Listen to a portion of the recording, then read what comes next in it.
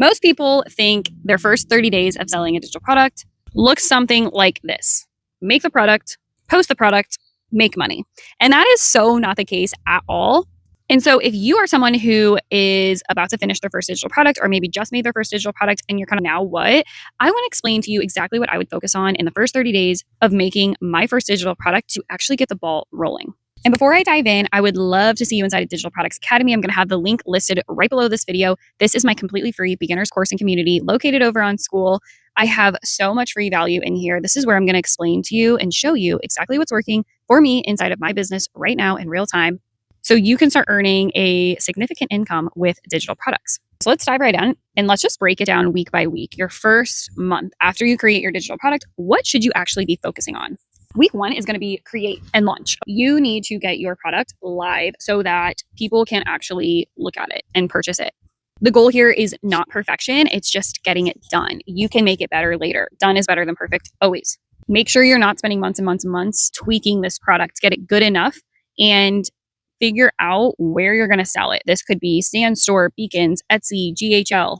Most beginners get really stuck here. They'll get 90% done with their digital product, and then that last 10% that really just needs to be done with, they will hyperfixate on tweaking and doing this and doing that, and they get super caught up with where to sell their digital product.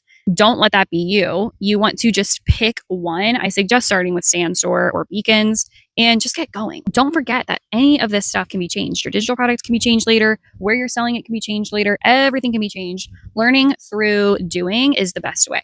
So this is the biggest thing. On week 1, make sure your digital product is totally finalized and actually get it listed. Get your storefront set up, get your actual sales page set up, just get it done. It needs to be done.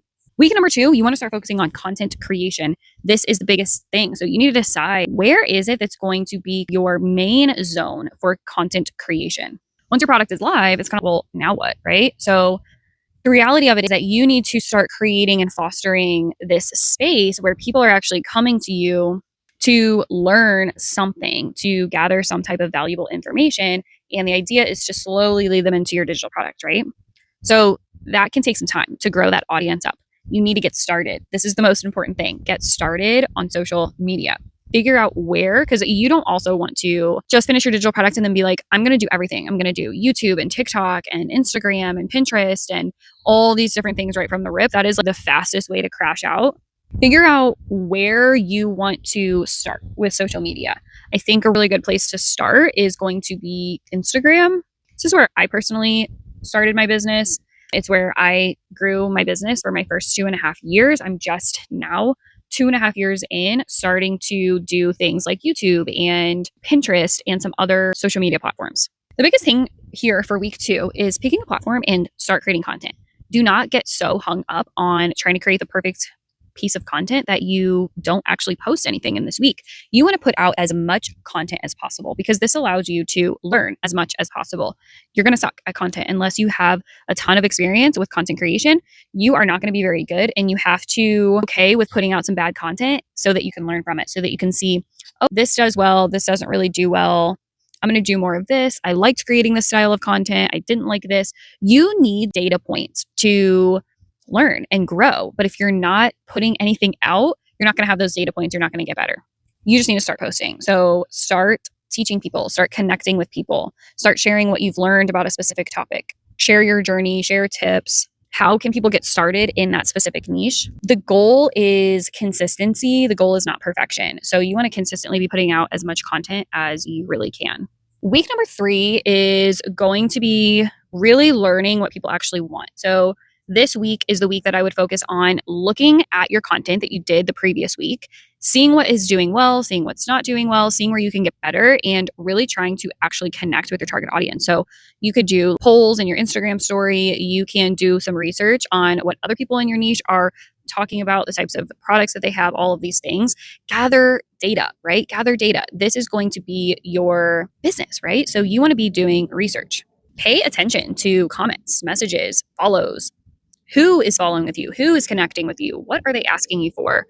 What are they commenting about? Pay attention to all of this stuff and continue to create as much content as possible. And week number 4 is going to be about massive improvements and adjustments from everything that you learned in week number 3. You want to continue to make as much content as possible. but you want to start tweaking it. So at this point, you have a couple of weeks in with making content. You will be able to see which pieces of content did well for you and which ones got basically no traction. Stop doing the things that got you no traction and do way more of the things that did better. So at the beginning of your business, you might want to play around with carousels, B-roll videos, talking head videos, different styles of content, and then go back a couple weeks later, once it's had a little bit of time to circulate, and see what did the best for you. Which piece of content got you the most follows? Which ones got the most views? Which ones got the most comments? More people actually looking at your digital product. These are the things you really want to look at and start doing way more of that stuff. Even if that stuff is the stuff that takes a little bit more time to do, that's what you want to do. And this is kind of the cycle here. You want to be pushing out a lot of content, and then you want to be going back and analyzing which things are doing the best. And then in the future, you want to pivot towards the things that are going to do the best for you and just do more of that type of stuff.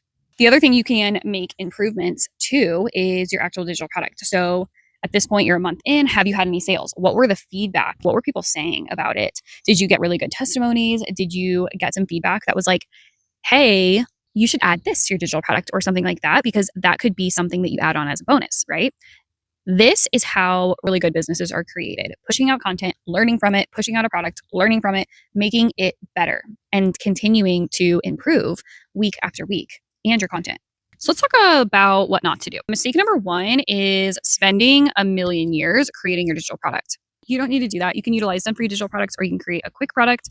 And you really want to spend more of your time getting the hang of content and starting to sell online.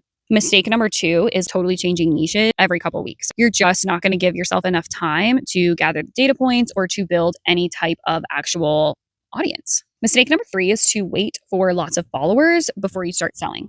Do not do this. People are looking for solutions. People aren't looking to just follow random accounts for no reason.